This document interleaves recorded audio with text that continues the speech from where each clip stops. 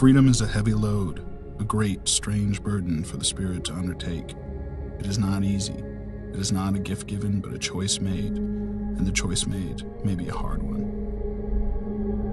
The road goes upwards towards the light, but the laden traveler may never reach the end of it. Man approaches the unattainable truth through a succession of errors. Affliction comes to us, not to make us sad but sober, not to make us sorry but wise. You will be required to do wrong no matter where you go. It is the basic condition of life to be required to violate your own identity. At some point, every creature which lives must do so. It is the ultimate shadow, the defeat of creation. This is the curse at work, the curse that feeds on all life, everywhere in the universe. The gravest error a thinking person can make is to believe that one particular version of history is absolute fact. History is recorded by a series of observers, none of whom are impartial. It is change, continuing change, inevitable change that is the dominant factor in society today.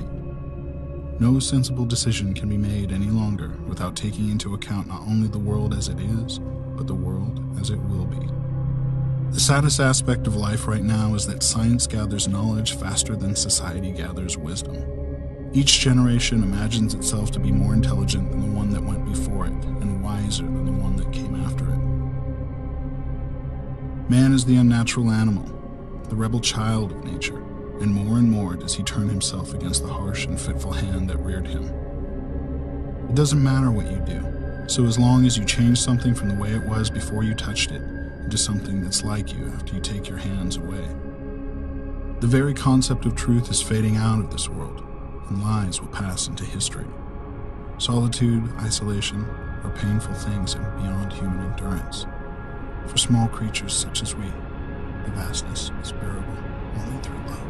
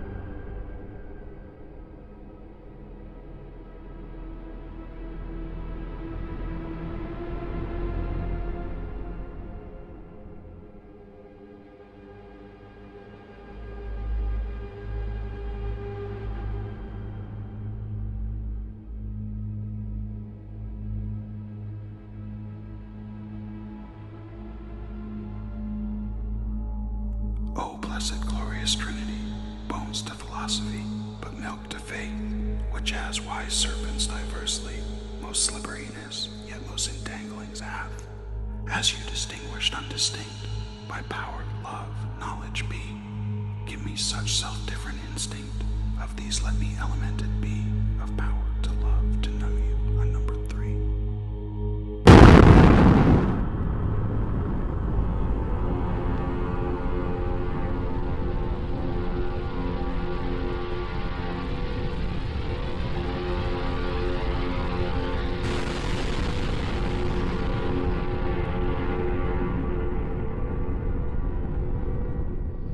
Few people laughed. Few people cried. Most people were silent. I remembered the line from the Hindu scripture, the Bhagavad Gita. Vishnu is trying to persuade the prince that he should do his duty. And to impress him, takes on his multi-armed form and says, "Now I am become death, the destroyer of worlds."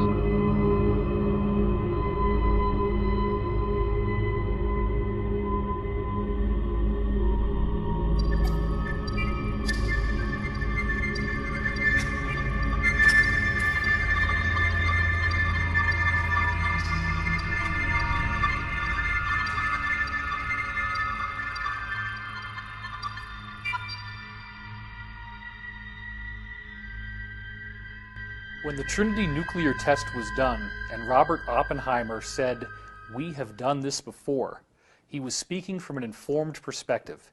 In the ancient Hindu text, the Bhagavad Gita, there is a reference to a bolt of iron charged with the light of 1,000 suns. It describes radiation sickness. It describes elephants screaming and dying. It describes the shadows that are left on the ground after the blast goes off. All things that we're now very familiar with in the nuclear age. The same culture that described what appeared to be the use of a modern nuclear weapon also was describing things like anti-gravity craft that flew through the air with no sound called vimanas. These craft could pass right through a mountain, and they also used some sort of particle beam weapons. You have human-looking beings that are larger than the rest of us and have blue skin, like Krishna, and they also have extraordinary abilities. And in addition to that, you have weird reptilian beings called Rakshasas, who are also codenamed snakes. And these beings clearly appear to be of a reptilian nature. This even goes to the point that you still to this day have temples in India in which there are people called Nagas who have a human-like top, but then from the waist down they literally have a snake's body. All of this stuff takes on a much different investigative hue once we look at the fact that the actual record of what we now know a nuclear bomb looks and acts like is dutifully recorded in these Hindu scriptures. So Oppenheimer was aware that this weapon unleashed a fury unlike anything we'd ever seen before. Prior to Hiroshima and Nagasaki, the scientists were the rock stars. Thomas Edison, Alexander Graham Bell, Marconi, Tesla. These were the rock stars. These were the people who made our lives so exciting that we went from essentially a primitive situation where in order to have food preserved, we have to have an ice box where literally pieces of ice are covered with sawdust, to now we have electric refrigerators. We have electric lights so we can read at night. We have thoughts being beamed wirelessly by radio, and then eventually even pictures through television. This was so exciting. People could travel, transcontinental railroad. All these things were coming out that had never happened before. The private automobile without the need for horses. And then all of a sudden, the nuclear explosion shows that technology hit a screaming brick wall. We could not trust any longer that our toys would be the instruments of our enlightenment. They could actually be the instruments of our destruction. Loading these nuclear weapons ended up basically acting as beacons to a number of ET races in our general area. The primary energy pulse that occurs in one of these explosions sends an energy that feeds back through the fabric of space-time. All stars, all planets are connected through electromagnetic filaments. Scientists call these connections the cosmic web. It looks like a giant spider web all throughout the cosmos. When a nuclear explosion occurs, it sends a feedback through this cosmic web. This is a problem because these extraterrestrials not only communicate through this cosmic web, but they actually travel through it from star to star. Therefore, when we detonated these devices, we sent out a signal saying not only are we at a certain level of advancement, but we're not at a certain level of advancement spiritually. Oppenheimer's key quotes revealed that he did not know what the effect of the detonation of the nuclear bomb would be. When they conducted the Trinity test, they were unaware as to whether or not this explosion would create a chain reaction that could actually destroy the whole Earth. And yet they proceeded forward because they believed that this weapon was the only way they could end World War II, and thus the ends justified the means. With how potent and how powerful these technologies can be, we can never expect to be able to handle them if we operate them from a low consciousness. When you raise your individual consciousness, when you actually make the effort to become more aware of an individual, that has a mirrored effect to society. It's the law of correspondence, as above, so below. So when you become more conscious of an individual, that makes society itself raise in consciousness. And when each one of us, every single one of us, begins making ourselves more aware, society itself is going to become more aware. Multiple insiders with credible military and corporate backgrounds have said that extraterrestrial spacecraft have appeared over nuclear missile installations and have completely powered them down. First, I'd like to briefly describe the incident that I experienced in March 1967. At that time, I was a first lieutenant, U.S. Air Force, stationed at Malmstrom Air Force Base, Montana. I was trained and assigned duties as a missile launch officer for the Minuteman I intercontinental ballistic missile. We had operational control over 10 Minuteman nuclear missiles. On the evening of March 24, 1967, while my commander was on a scheduled rest break, I received the first of two phone calls. The first call was to report unidentified lighted objects flying above the facility. Well, they were hovering above the nuclear silos, and what was happening was they didn't attack the nuclear silos. All they did was shut down. Captain Robert Salas had like 8 nuclear-tipped ICBMs, and they all got shut down in rapid succession. And these systems have triple redundancy backup systems. So, and the guards up topside were with their weapons drawn with a glowing red saucer above the silo. And then the UFO then went 60 miles to the other base and shut down their nuclear missiles as well. This has happened more than once. It's happened in Brentwaters in the UK as well.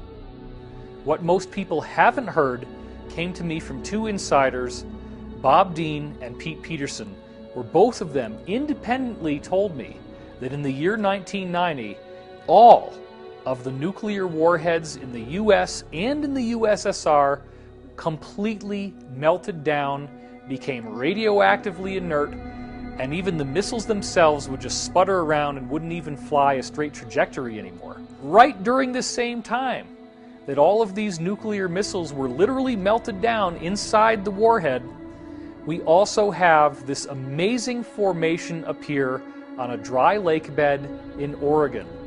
The Idaho National Guard has a huge mystery on its hands, and that is our top story today. During routine photo reconnaissance missions over Oregon, RF-4 jets spotted and took photographs of a huge carving in the desert over 1,000 feet across. It has everybody talking. I mean, this is just something that, well, it chills you. How would somebody do this? It's incredibly time-consuming. A lot of expertise involved, had to take a long period of time, and maybe a lot of money. From point to point is exactly 11.5 degrees. Exactly.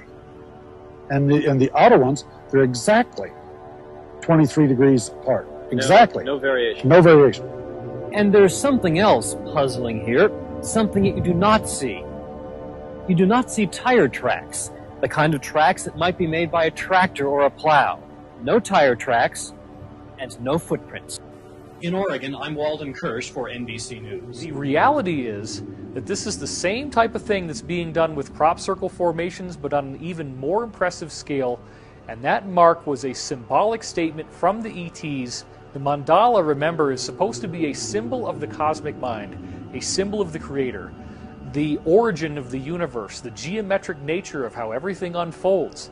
So they're giving us a message.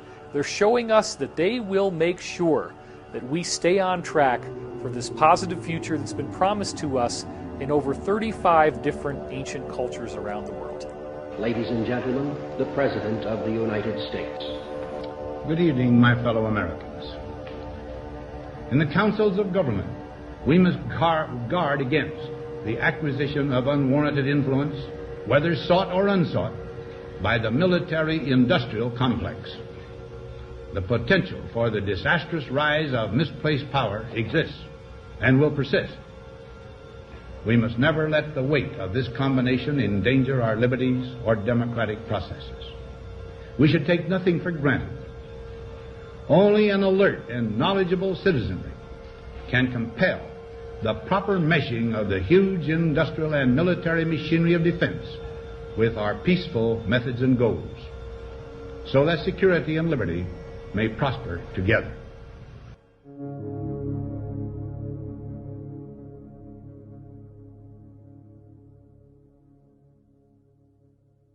So when I really think about the speech from Dwight David Eisenhower, his farewell speech about the military-industrial complex, it brings up a lot of stuff for me. I was recruited to go off planet in 2006, and it seems to be related to the alternative 3 scenario that relates to creating colonies off planet. And the Mars colony was the planet that was being discussed during that time. And so when we hear about a warning like that, but we don't hear about the actual alternatives or agendas or ET government treaties and some of the things that were taking place, what was he really trying to say? There's so many layers to the military-industrial complex that we're starting to discover now. And I've been definitely researching and digging real deep in order to understand really what he meant. And as many have uncovered and been a whistleblower for, and just my own experience in that Mars recruitment, we discover a secret space program, this multi-level shadow government with compartmentalism, things that happened after the Second World War, and the infiltration coming in from Project Paperclip to the American government, MK Ultra having so many branches. So it's like, okay, here's a warning about the misplaced power that exists and will persist if we as an American people don't start to become empowered, which is basically what I got from it. I could feel a lot of pride in a lot of my family members about that speech. But I would say that I'm a family member that has, I think, recognized some layers that were not brought to my attention growing up, that I've been able to sort of share with them. And again, there's compartmentalism. The NSA signed something in 1947 that made it legal, like a law, that you couldn't disclose this sort of stuff without massive ramifications. And here we are in this particular window, without oaths being signed by many of us, with more freedom of speech and more of an ability to bring light to all of this. And that's why the speech is really relevant, because it rings true to today. Those warnings are something that we're beginning to finally uncover. Actually started back in 1955 with the Eisenhower administration, that was forced into a treaty, somewhat of a surrender, with a Nazi faction that had been operating. One of the witnesses that was Brigadier General Stephen Lovkin, who was on Eisenhower's staff, who was aware that he lost control to the corporations and that it would not be in the best of hands. And so once this treaty was signed, Nelson Rockefeller restructured the whole CIA MJ-12 operations. So now our legal government is no longer in the loop. They also replaced the complete MJ-12 group that was originally set up by President Truman with Allen Dulles as MJ-1, or head of the MJ-12 operations, of all people, who was highly instrumental in the Nazi infiltration.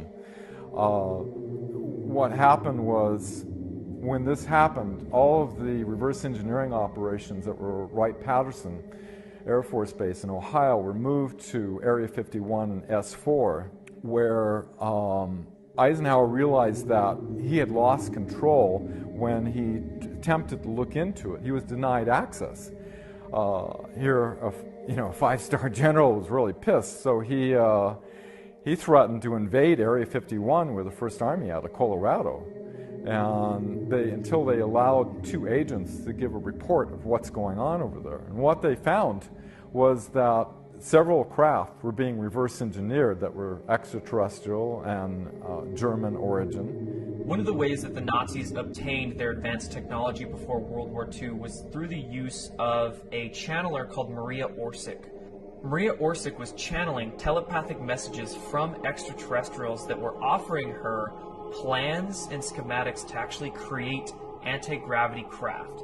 Maria Orsic channeled this information for the occult Vril Society in Germany. This information was later used by these German secret societies to build out many of their crafts.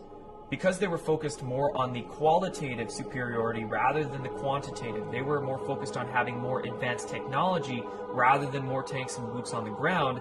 They were losing the ground war in Europe, but they were obtaining the more advanced technology. And to save that technology, they took it down to Antarctica pre and during World War II. In the late 1930s, the Nazis had an expeditionary group go down to Antarctica, and they found some very interesting things. They found a region under the ice that was created by geothermal heat from volcanoes, and there would be 3 miles of ice, and a few thousand feet above ground level would have been melted by the geothermal heat.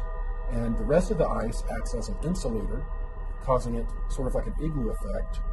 And the dome would grow from the heat, the geothermal heat, and it would melt and run under the ice. And that was some of what was lubricating the ice and causing it to move. But underneath these areas, they were finding perfect areas to build submarine bases. So not only did the Nazis build out submarine bases, as they developed more and more of their space program, they developed out a massive spaceport. After these spaceports were developed, and the Nazis had handed it over to basically the Americans began to develop more and more research and development bases in Antarctica. In the late 1950s, a treaty was signed that stated that Antarctica was only to be used for peaceful research. Well, we were basically arriving and digging giant holes under the ice in various areas and building out these giant complexes, much like I think it was called Project Icehorn back in the 1960s, where in Greenland, the United States Army Corps of Engineers was building out an ICBM base hidden under the ice, and it was very sophisticated. I'm told that they were very similar in when they were built and how they were built to the buildings that were built in this program. Companies that were given access to these R&D bases began to develop NBC testing, they called it, nuclear, biological, chemical testing, which in the programs usually translates into them working with clones, working with different chemical compounds to affect how people develop psychologically or physiologically. So a lot of very, very dark scientific programs began to be developed down in Antarctica, and indeed are going on to this very day. One of the biggest things that the cabal does not want us to know about are the existence of these R&D bases and all of the horrible crimes against humanity that are occurring on these R&D bases. On December 9th, 2015, William Tompkins released his epic book, Selected by Extraterrestrials. I became aware of it early in 2016, but it wasn't until he had conducted several interviews that he and I became friends and began speaking regularly. The story of William Tompkins is quite amazing. Here's a man who's 93 years old, and he gets hired right as he begins his military career in the Navy, working in a highly classified program for the United States government at the highest levels, where he was personally responsible for getting information from 23 different American spies who were embedded in the German secret space program, which apparently included bases in Antarctica. A single Navy operative went into Germany. This is like 1939. He didn't believe this, but there was very strange organizations and different research groups all over, not just Germany, but in the occupied countries too. And strangely enough, Germany was putting in production fantastic vehicles. They didn't have wings on these aircraft. They didn't have empennage or tails. They had landing gears. Some of them were triangular shaped.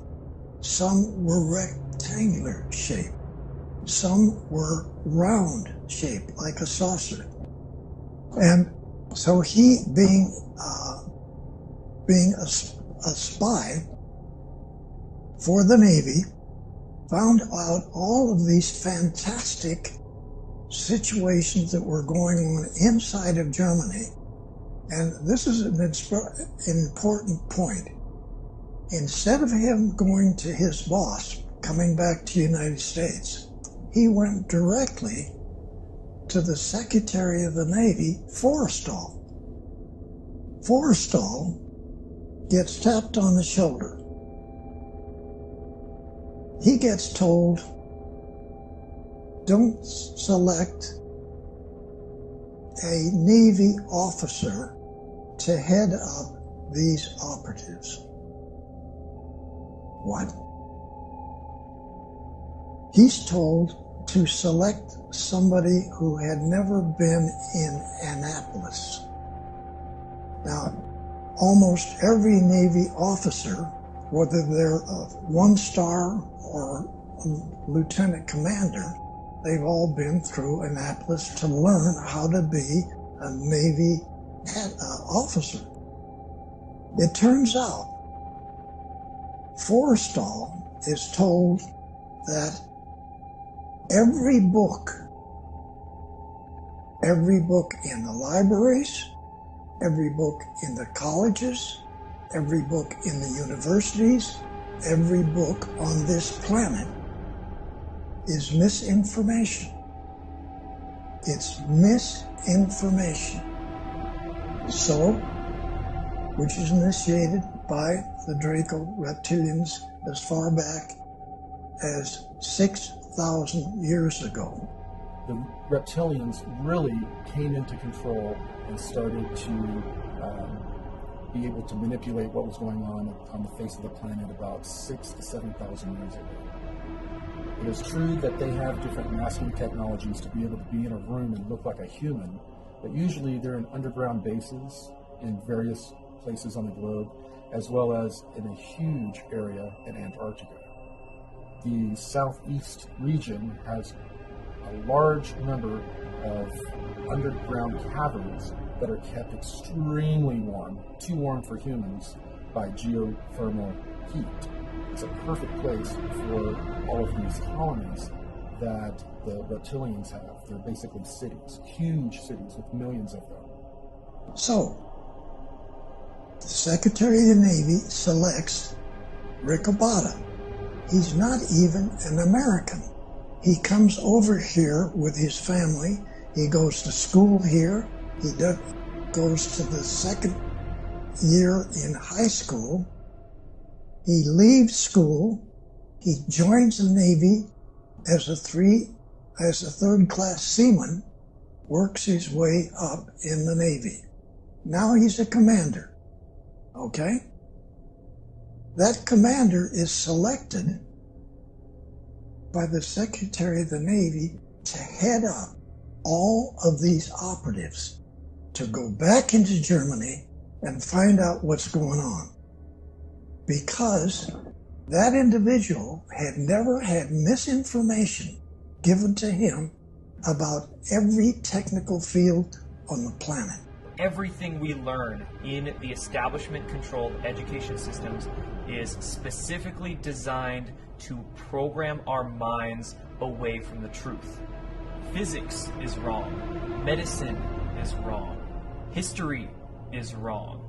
Everything we are taught in textbooks is mainly wrong. And this is done purposefully so we don't understand how to move our bodies, how to feed our bodies, what really happened in the past, what technology can really do these days. All of these things, if we learn them, would help us empower ourselves, would help us actually understand what's really going on with our reality. Now, if you were to go to San Diego and look over at North Island you're going to see a tall building like this. There's a small office in the top of that building, which is a secret office for the Admiral. This is where the operatives come to. So the Admiral's aide comes to my barracks, taps me on the shoulder, and he only says one word: he's here. We drive over to that building, we get up to the top, we go into this conference room, a small room. Admiral Ricabata sits here, I sit here, and one of 3 other bosses that I have are all captains. So now I have 3 captains as bosses, and now a 2-star admiral. He just got another raise. Wow. He just came back from Lockheed. He just came back from Scripps Institute. He just came back from all the aircraft company. Wow. Now he's got these operatives coming in. So the operative sits on the other side of the table. He discloses to us these fantastic things that Germany is doing that make no sense. Now I have 8 girls and 3 PhDs as a group. We put together a package from what the operative brings back. Some of it is photographs. Once in a while it's a manual, hardly any manual. A couple of manuals were not even in English, German, or any other language. They were extraterrestrial hieroglyphics. You see all of this stuff. You hear it. You understand what the Germans are doing. They didn't just get documents from the extraterrestrials. They got brand spanking new space vehicles. Here's one.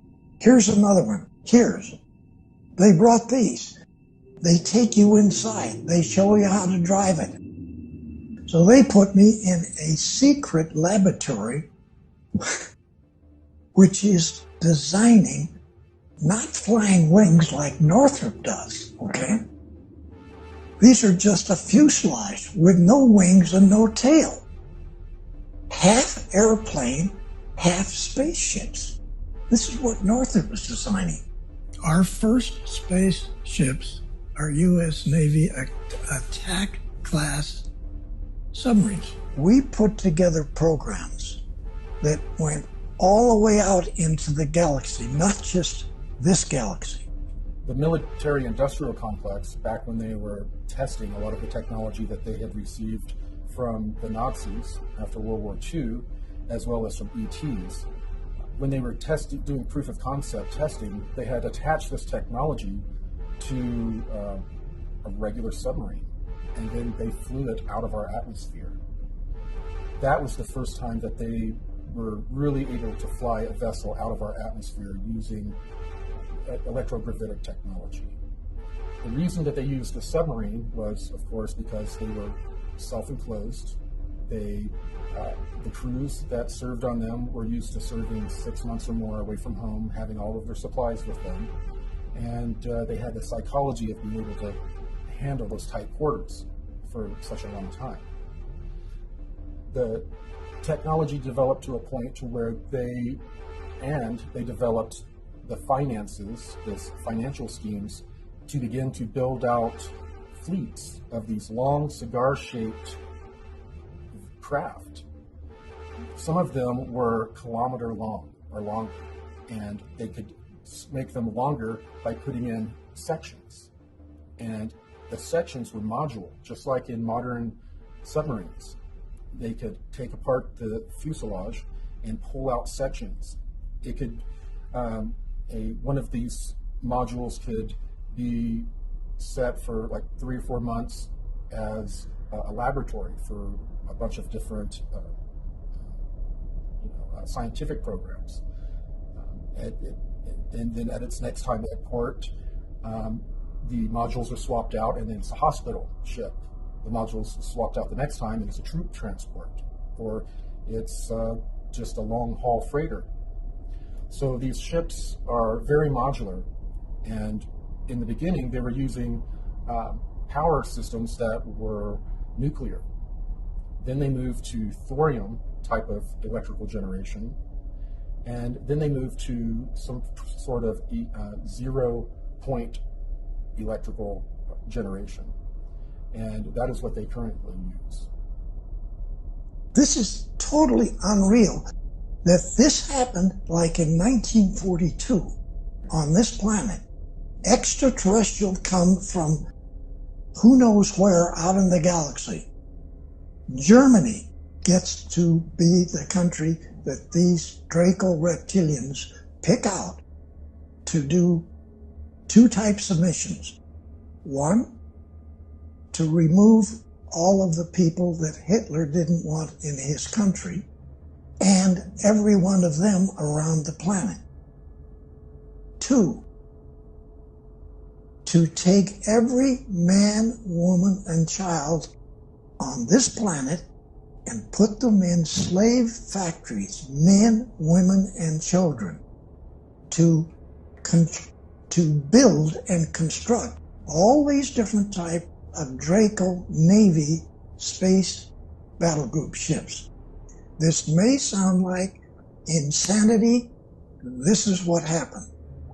He had concluded from what these insiders were telling him that the Germans had actually made treaties with a highly aggressive and highly negative reptilian humanoid race that they've called the Saurians or the Draco.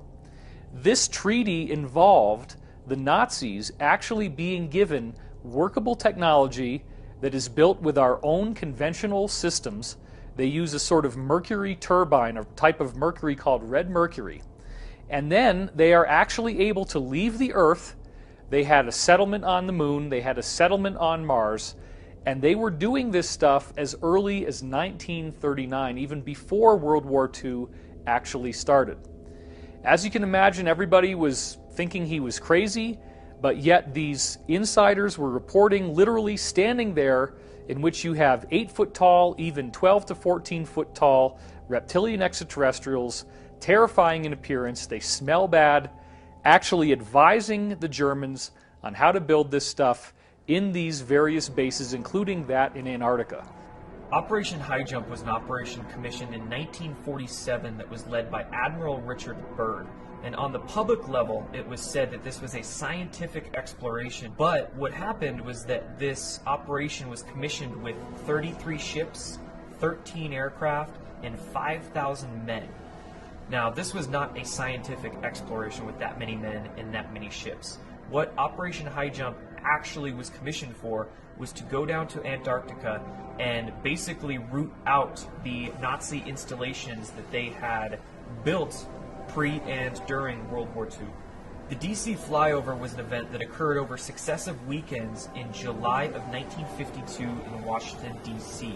And what had happened was that there was a mass sighting right over the Capitol building in Washington, D.C. There was many lights in the sky.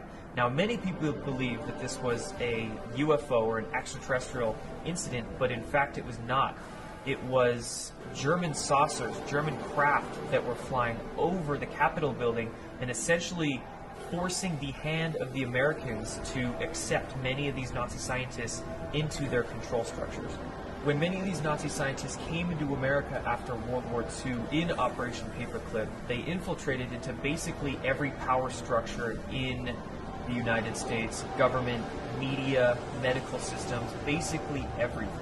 After World War II, James Forrestal went to Germany to tour many of the research facilities that the Germans had over in Europe, and John F. Kennedy actually accompanied him on those tours. Some believe that Kennedy was actually given information by Forrestal about secret space programs and the UFO phenomenon. And near the end of James Forrestal's career, he was also embroiled in many policy struggles within the United States government. He wanted to disclose the UFO phenomenon and the technologies associated with it. It was said that he committed suicide by jumping out of a high-rise hospital that he was staying in at the time of his death.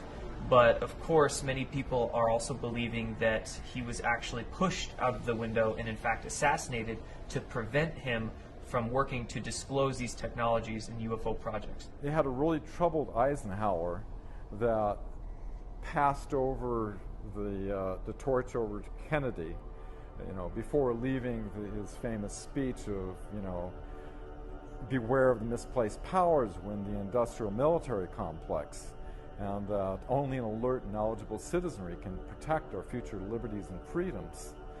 Kennedy, with his background in Office of Naval Intelligence, and documents show that he was aware all the way back to 1942 of operations happening.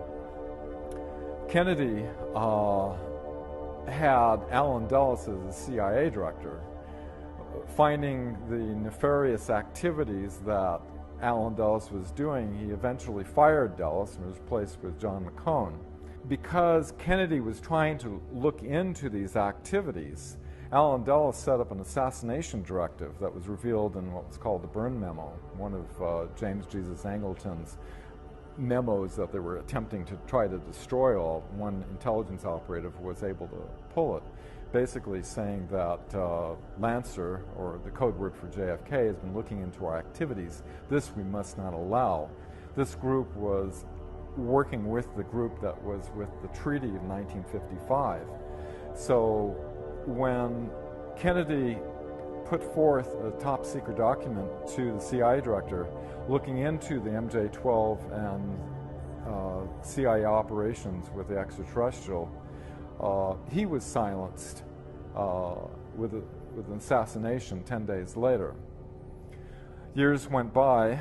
By the way, the Warren Commission, which, Kennedy's famous speech of infiltrated monolithic conspiracy and beware of the dangers of secrecy and secret societies, ironically, the Warren Commission, who said, we have a lone gunman that did this, was all made up of 33rd degree Freemasons. And afterward, the CIA put out a memorandum to its operatives to use the term conspiracy theorists for anybody questioning, and it's used today as a common ploy to discredit people who are questioning the situation. The closest we ever came to having technologies and the existence of non-terrestrials go public was actually in 1962-63. I'm told through Alliance sources that President Kennedy was indeed going to make some announcements, and also make announcements that he was going to take drastic steps against some of these secret societies that were running the planet. Therefore, they worked through the CIA to have him eliminated. When he was eliminated in a very public way, the cabal came into power in a very public way.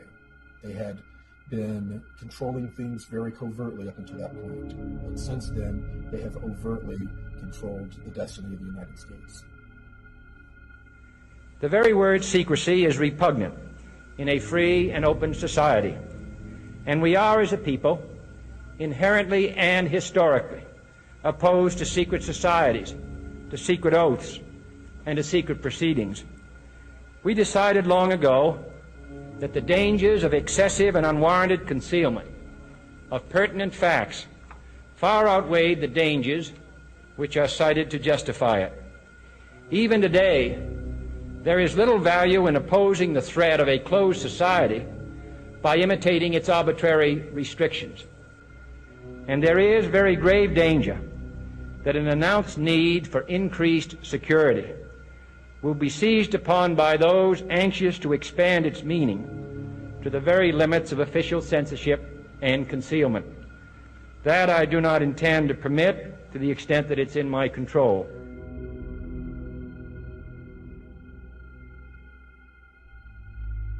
You were both in Skull and Bones, the secret society. It's so secret we can't talk about it. What does that mean for America?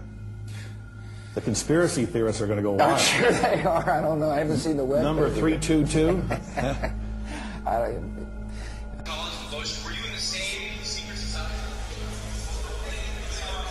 That's right. Let me answer his question. Excuse me, what are you asking?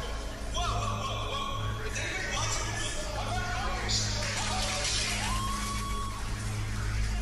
Yale University is 300 years old this year, and were you to visit its campus, you would see that it still has exotic clubhouses, which look like tombs where Yale's legendary secret societies meet. The videotape provides a grainy glimpse into what appear to be the initiation rituals of a secret society that's been around since 1832, whose members have gone on to be leaders of Wall Street and the White House, the Senate and the Supreme Court. What they captured, they say, was initiates, known as neophytes, being forced to kiss a skull, then members performing a mock killing. Still, Rosenbaum says the tape is a valuable artifact, an extremely rare view into the secret society that groomed the American ruling class for generations. Dan Harris, ABC News, New York. We see the remains of humans with elongated skulls all over the world. When you look at Egypt, there are countless depictions of the pharaohs having these weirdly elongated skulls.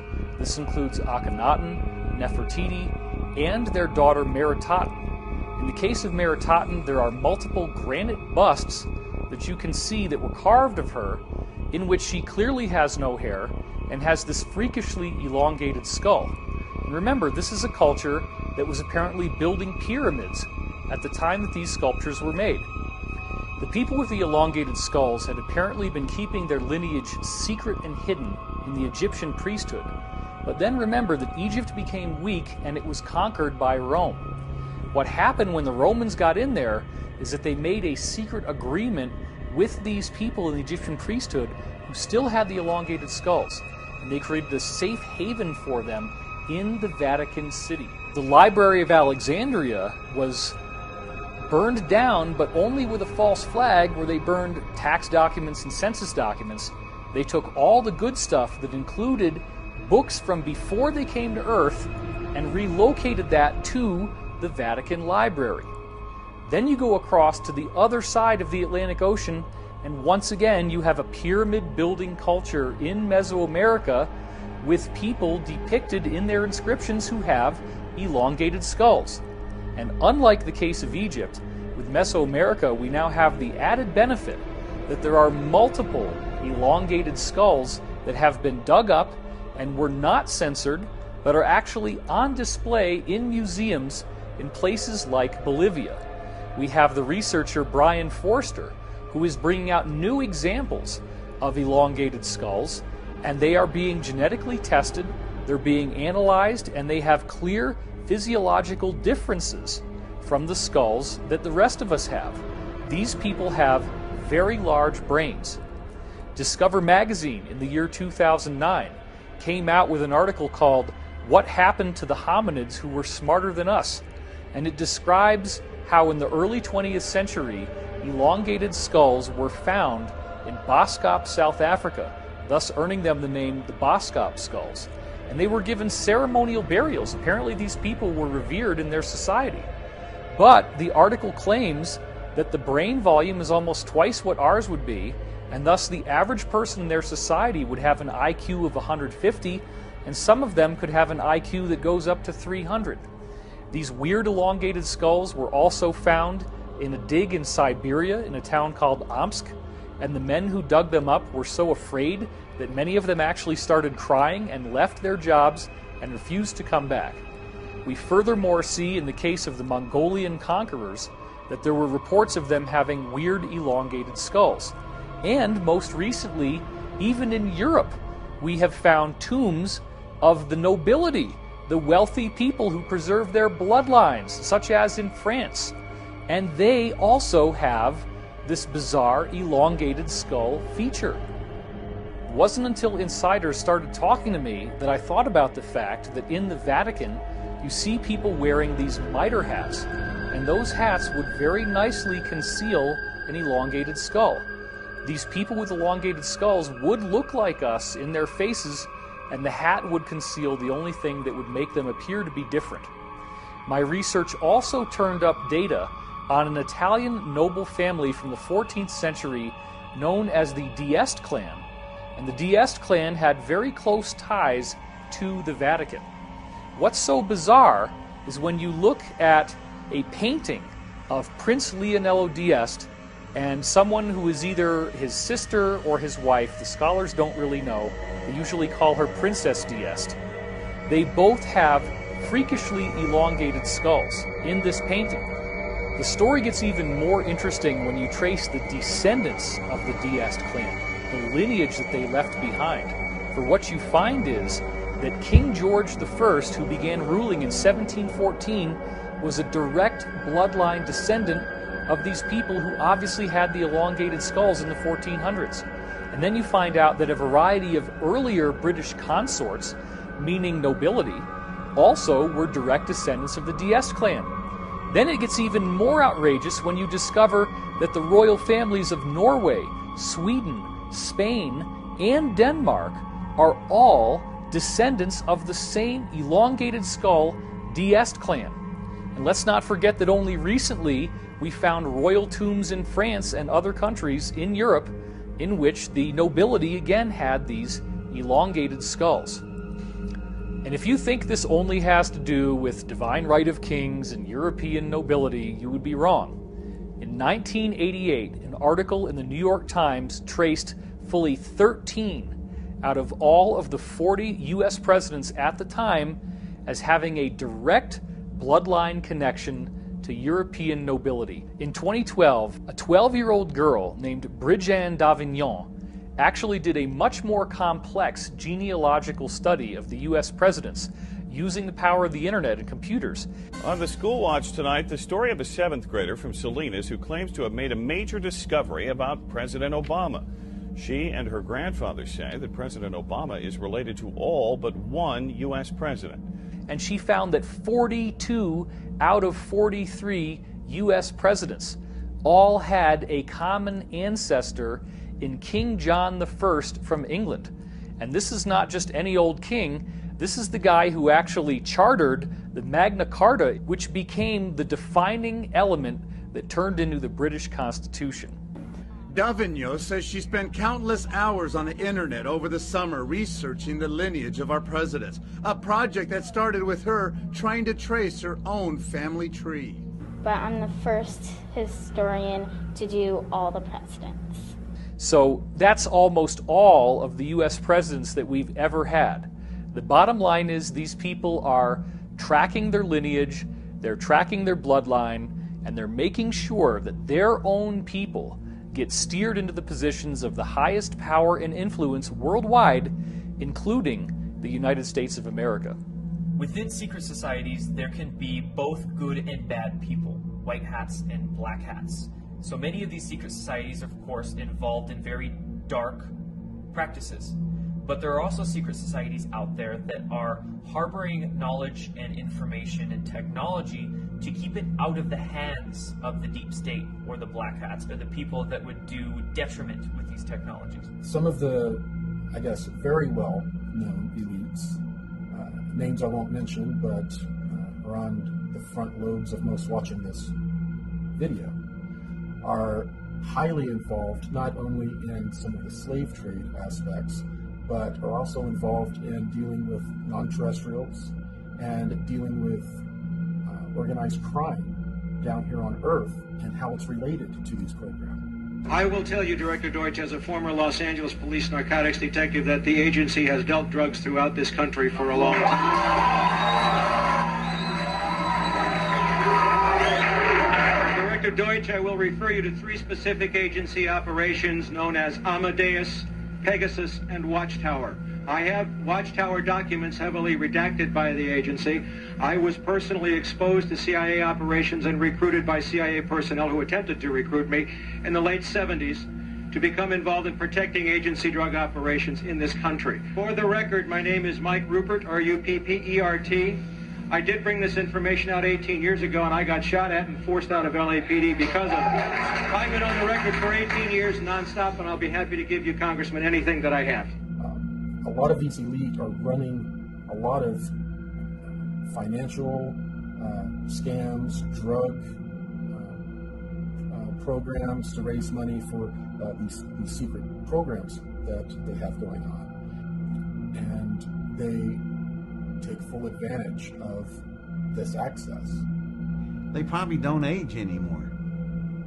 You know, a 1%er, you don't know who they are. You don't even know what they look like. You don't even know their name. They could go down and be at a 7-Eleven, you wouldn't even know it. So they could not age and you wouldn't know it. Never get sick. Offsprings would be born. They'd be super smart, super strong. Just quality of life improved in every direction. And I'm sure the 1%ers are enjoying it, while the rest of us are dying with diseases and malformities and stuff. They're walking around, you know, body beautiful. So that's just the medical area. Then, and think about the other things: transportation, the vehicles they travel around, home security, all that stuff. Just, you know, it'd be like somebody in modern suburbia looking at a man in a cave. We're the men in the cave.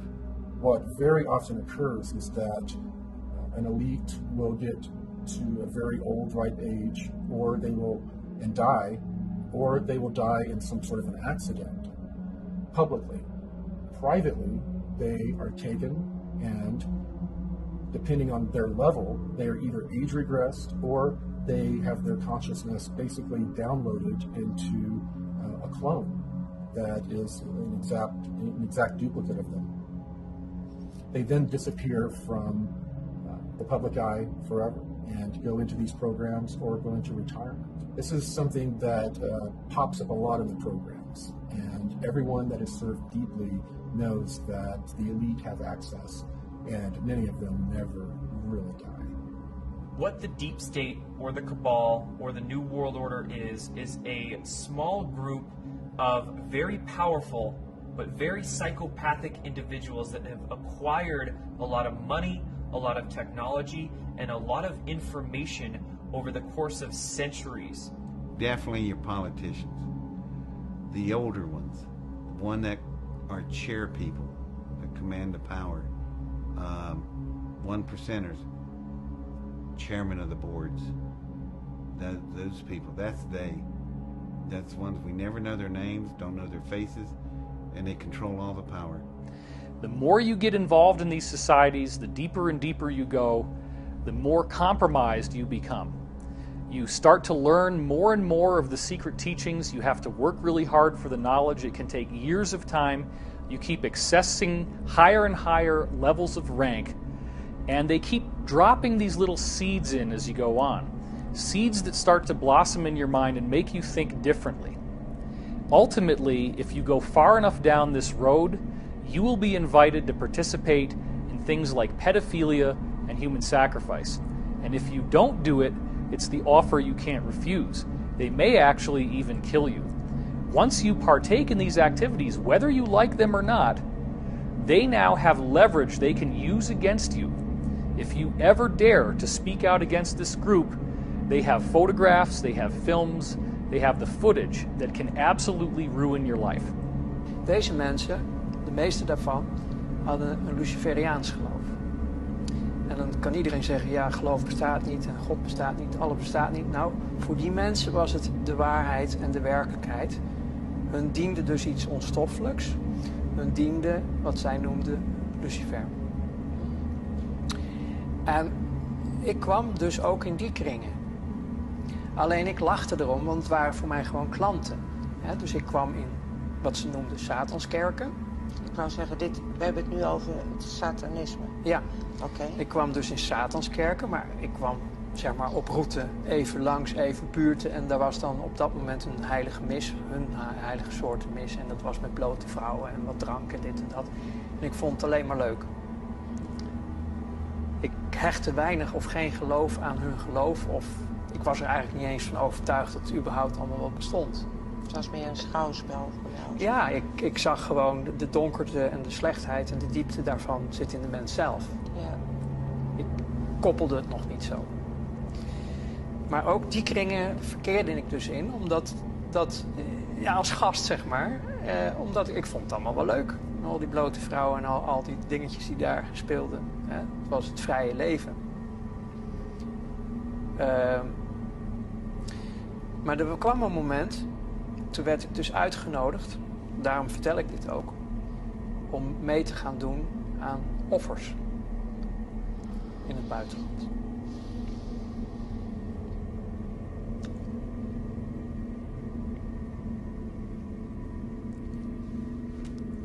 Dat was het breekpunt. Kinderen. Oké. Dat werd je gevraagd. Ja, ik kon het niet.